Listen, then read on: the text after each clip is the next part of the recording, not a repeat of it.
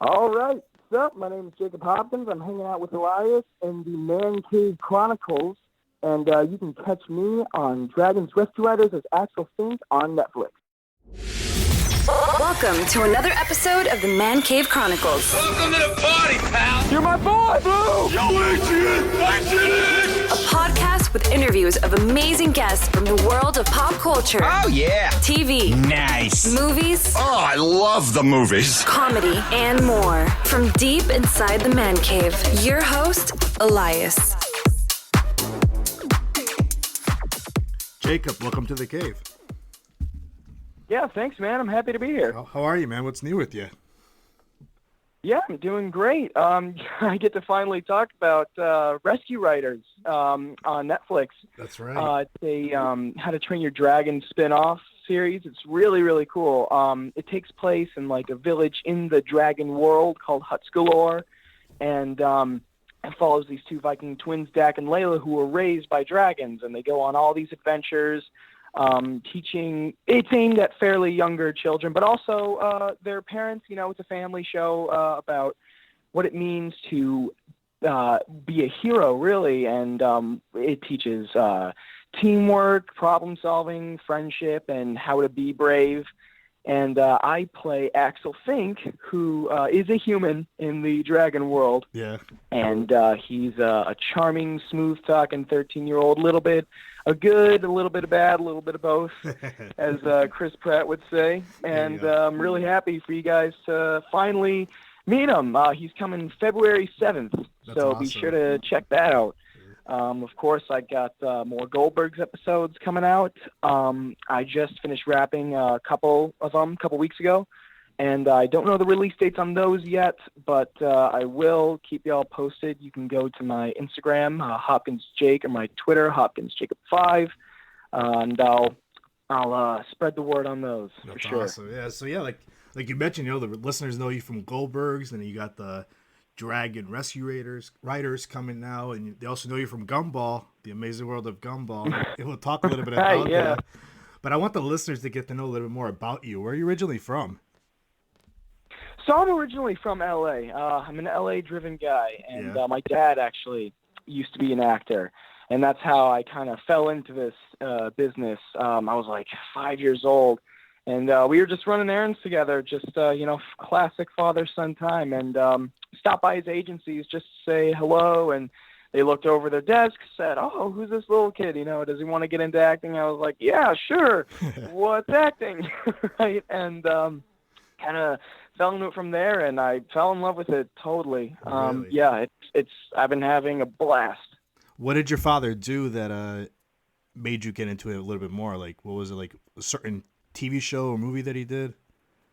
Yeah, so I had no idea at the time because I was only like 5 years old. Yeah. But he played A.J. Quartermain in General Hospital. Okay.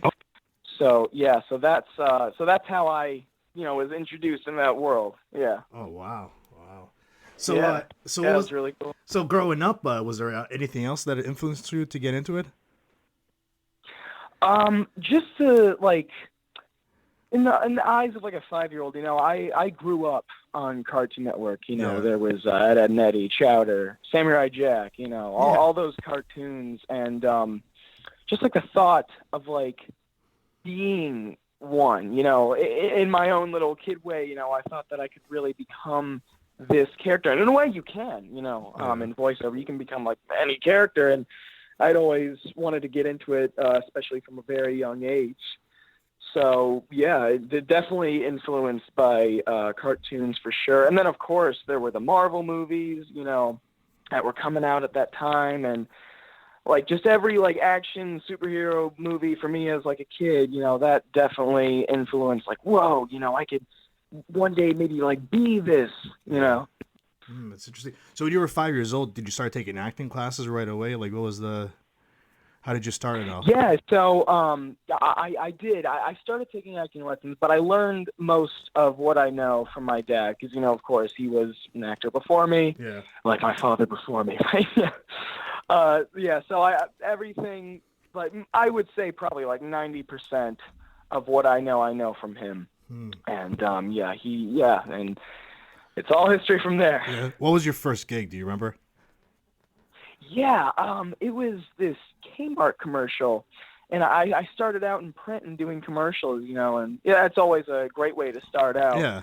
And around the age of 9 is when I really began to make like a breakthrough, like a name for myself when I became Alexander Drew on True Blood. And I played a vampire on like the Elite Vampire Council. And I was like the oldest member, and it was just this really powerful, brooding character. And I had a blast on that, man. Everyone was great. Carolyn Hennessy, Christopher Maloney. I got to work with really great people. And, you would think like on the True Blood, a really violent vampire-driven show, that would be, no, it wasn't anything like that at all. Everyone was super nice. It was like a family. It was great. And later after that, when I was 11 years old, that's when I got Gumball. And so that was like the next thing, right? And I was like, I said already like 11. It was my first voiceover gig too. So that would even added more to the hype. Like, whoa, all right, I'm finally on Cartoon Network. The channel I grew up on and inspired me. And that, of course, was like, just blew me away. And around that same time, I got in the Goldbergs as well. So I really started, like, I was working my way up, right? Like, putting in all this hard work, and it was definitely paying off. And then, Dragon's Rescue Riders came around recently, and yeah. So for the going great. For the Gumball, how did what was the process with all that, going for voiceover? Oh man, that was crazy in a good way though. Yeah. Every single thing I've learned about voiceover, I've learned from Gumball. So it's a very unique process actually for Gumball, because it's not, or wasn't created in America. It was created in London by Ben Bokerle, and it was originally like this 3D animated, 2D animated pilot created in London, and then it became this show when it was pitched to Cartoon Network in America. And so the recording process is like a fusion between those two worlds of London and America, where I step in the booth and I'm Skyping with my voice director, Richard Overall, from London. And so that's how I, get my direction, what I need to do and everything through Skype. They're all the way in London, right? And getting the job, so beforehand, I had to listen to original recordings of Logan Grove. And it was 2 months, maybe even more. I'm pretty sure even more than 2 months of working to get the job, where I went in for the audition. They loved me. I went for a callback. It was going great. And then they put me to the test. They said, okay, Jacob, what we need you to do now is we're going to give you snippets of episodes to record to animatics, and then we're going to give you full episodes to record. And they were all tests, basically. And after all of that, finally got the job. Yeah. And even once I got the job, I was already I wouldn't say a pro, but I had learned so much up to that point, just the process of getting the role, And so, of course, I'm very thankful for that time, for sure. Yeah. What do you find most challenging about doing voiceover? I feel there's the technical stuff, right? Yeah. Don't, say the letter P's or B's too hard. But I feel the most challenging thing is the vast difference between voiceover and on camera. So I did on camera before voiceover. And most of the time when you're going on camera, you got to be, more real and be a realer person and get real emotions across. Of course, Gumball has its really real, tender moments. But in voiceover, you can be as crazy and zany as you want. I mean, just go on your TV right now, just click on any cartoon, and you'll hear these crazy voices that sound nothing like anybody would ever say, and they take these risks that nobody would ever even think of to do on camera. And so adjusting to that, well, I wouldn't say it was very challenging for me, because I was 11 and I was already pretty wild at that age, and I was full on ready to throw myself in that booth. But I would say that's definitely like probably the most challenging piece of voiceover is mastering that art of creativity and zaniness. So now you mentioned that, you're going to have Dragon Rescue Riders coming out. Like, how exciting is it to be, like, in that world? Oh, it's great. When I would say, even in elementary school is when I started getting into the How to Train Your Dragon series. Yeah. And I was a huge fan of the books before they made the movies. So, of course, as soon as they came out with the movies, I was all over that. And then the TV show and everything. And then I get this call for Dragon's Rescue Riders. And I'm like, okay, well, what's this about? And I'm reading into it, and I see DreamWorks Dragon's Rescue Riders. I'm like, okay, DreamWorks Dragons, I kind of see where this is going, and I'm getting a little excited. I want to make sure, like, I'm not, like, getting my hopes up too high. And sure enough, in the synopsis, a spin-off world and huts galore of How to Train Your Dragon. I'm like, oh my God, I'm freaking out. And oh man, I loved it, dude. It was great. And yeah, and it's been a blessing so far, man. Dragon's Rescue Riders is awesome. And when did you say it's coming out? February what? February 7th. Yeah, All season right. 2's dropping. That's where I make my intro. And you'll see a lot more of me coming. That's awesome. Now, with all the whole voiceover work, do you have like a dream role that you want to play in the voiceover world someday? Oh man, well, besides like I would say probably voicing in like an action hero anime would definitely be like my dream in the voiceover world. But besides that, I actually am like in the midst of creating my own cartoon. That's awesome. And it's like all hero themed and super powered and everything. And I've spent like 3 years developing it so far. And I would love to like maybe, one day pitch it to Adult Swim and stuff. Like definitely creating my own cartoon is my dream in the voiceover world. Because not only would I be voicing like a really cool cartoon, but like I would be the creator, Yeah. And I've learned many things from Ben Bocale, the creator of Gumball. And, I really admire him as a creator because, he's created the show, it's his baby. And, really admire him, look up to him, and I hope one day to do something like him, That's awesome. Now, we mentioned earlier also your recurring role on the Goldbergs, you play Chad, one of Adam's closest friends. How did you get the role of Chad? Yeah, Chad Kremp.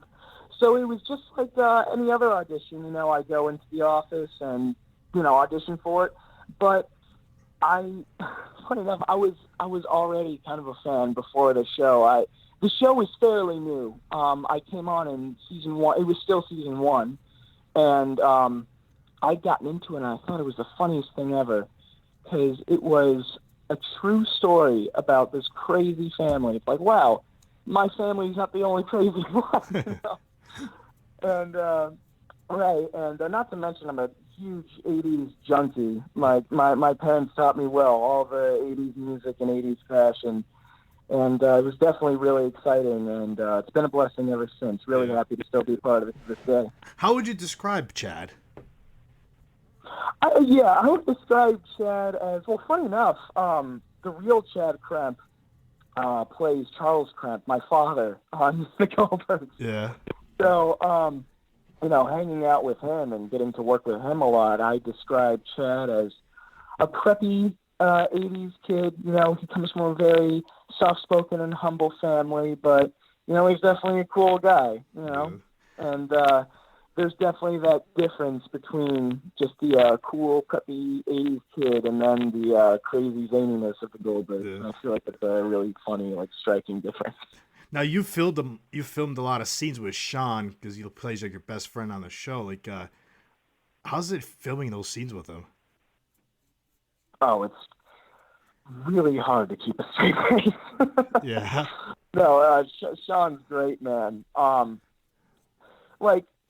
He embodies the real Adam so well because there are many moments in the show where Sean and I have to recreate actual footage that the real Chad and Adam took of themselves when they were kids. And he does it so well, and it's so hard to keep a straight face. He's really, really funny. And I remember in the first episode that I was on the Kremps, he was like instantly like a brother to me. He's definitely like one of my best friends up there. He's a really, really great guy, and I really enjoy working with him. Yeah. Do you have like what's like the funniest thing that's happened to you on set with the Goldbergs? Oh man, well I got a couple. No, scratch that. There's like literally every moment, but I'll narrow it down to maybe two. So, like I mentioned, the first episode I was on, the Kremps, I got to work with Wendy, who plays Beverly Goldberg. Yeah. And she's a comedic genius, man. I mean, she doesn't stop improvising. You could keep her going for, like, days, and she'll always come up with something new. So, at the time, I wasn't as aware as I am now, because it was, like, my first time working with her. And there's a scene where I like knock on the door and I ask if Chad can come over or Adam can come over to play, and it's supposed to show the difference between like, well, when Adam comes over to the Kremp's house, Virginia Kremp uses an intercom to quietly call me down to play with my friend, right? And then when I go over to the Goldbergs' house to ask if Adam can come over, he just screams, "Adam, get your ass down here!" And then she turns to me. And after each take, she just improvises these crazy, zany monologues.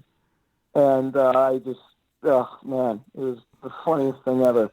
But that was like, I'll always treasure that memory. That was like the very first memory of working with her. Yeah. Recently, though, on one of the two recent episodes, I got to work with Wendy even more. And there's a dinner scene in, I won't give away much, but it has to do with fish, this episode. And there's a dinner scene, and that probably took like 2 hours to shoot in a very good way, because there was so much that happened, and both Jeff Garland and Wendy just would not stop improvising for the life of them. It was probably the funniest thing I've ever been through. It was great. That's crazy. That's crazy. So I was actually talking to Sean last night for a few minutes, and he told me you do some impressions. Oh, awesome. He told me you do some impressions. Oh, man. What's the deal with that? Well, I got to break out the voice actor skills. So yeah, he told me you do a few. What's some of your favorite impressions that you do? Oh man, they're mainly from like animes. Hold on. Here's let me search up some quotes to do here.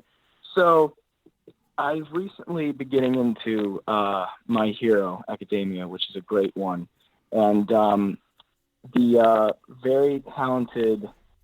Let's see, All Might. There we go. He's a very powerful number one hero in this hero world. And I'm just going to look up some quotes here real quick. He's got this very, very deep voice, voiced by Chris Sabat, same voice as Vegeta and Piccolo from Dragon Ball. So he's got that very, like, back and throat deep voice. So here we go.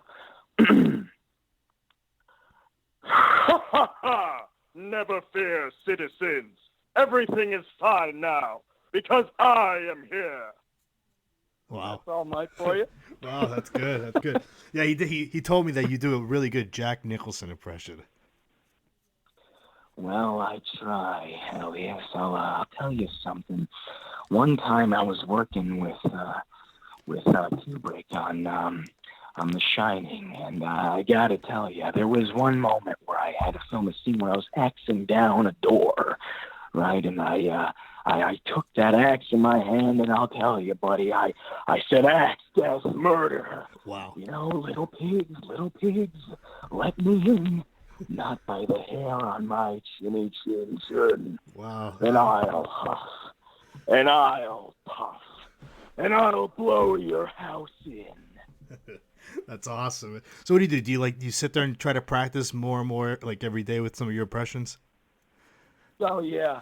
One of the ways I definitely love to like improve, because like in my mind, to be a really good voice actor, yeah, of course, you got to definitely act, but you got to have range. Yeah. Because that's when it really comes down to it. It's like drawing. You know, if you have you can have one style that looks amazing, right? But if you can draw in different art styles, you can really wow and impress people.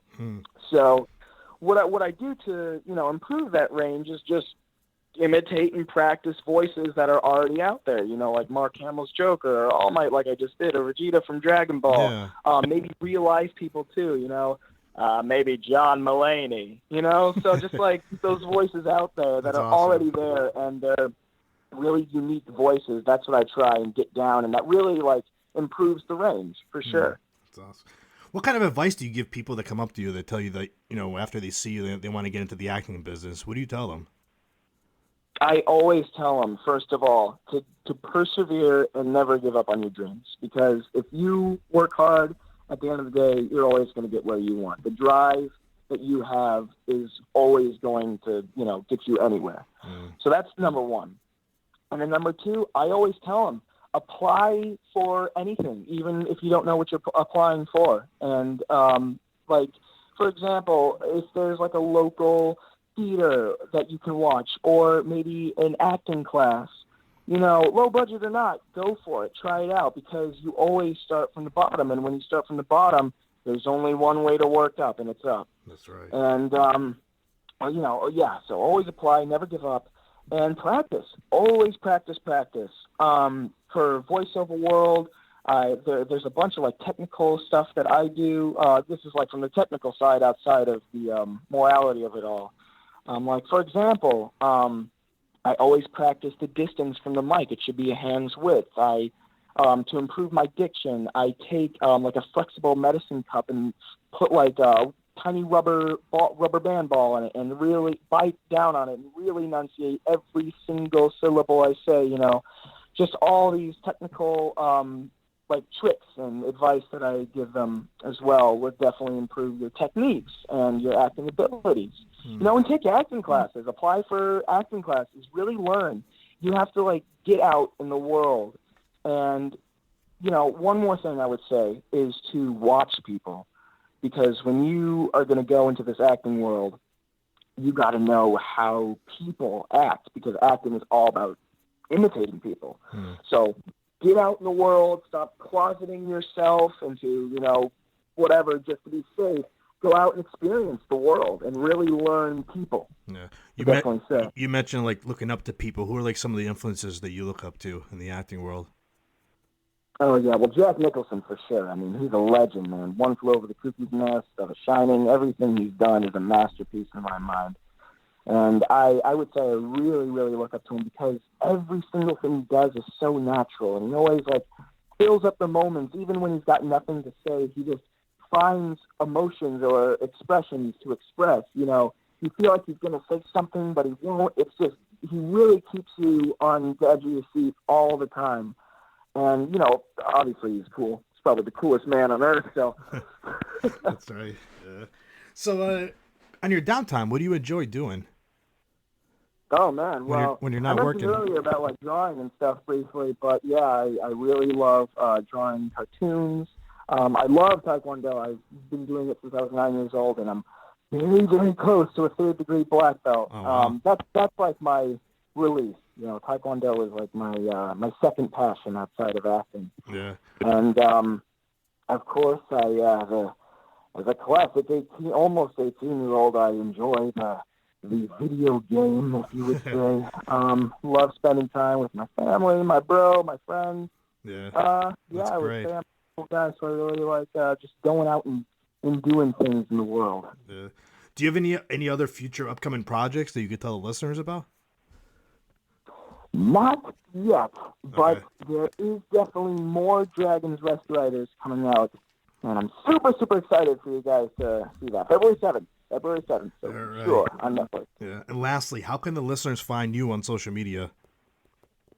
Well, I mentioned it before. I'll do the plug-in again. So my Instagram is HopkinsJake, and my Twitter is HopkinsJacob5. So if you're interested in any updates on anything, always go there. I'll be posting, letting you guys know. All right, Jacob. This was fun. Thank you for coming on. All right, thank you, man. I had a blast. That's a wrap. That's a wrap, everybody. That's a wrap. Thanks for listening to the Man Cave Chronicles podcast. I finally get my man cave. You can find us on Twitter, Facebook, and Instagram at the MCC Podcast and our website, themccpodcast.com. Until next time.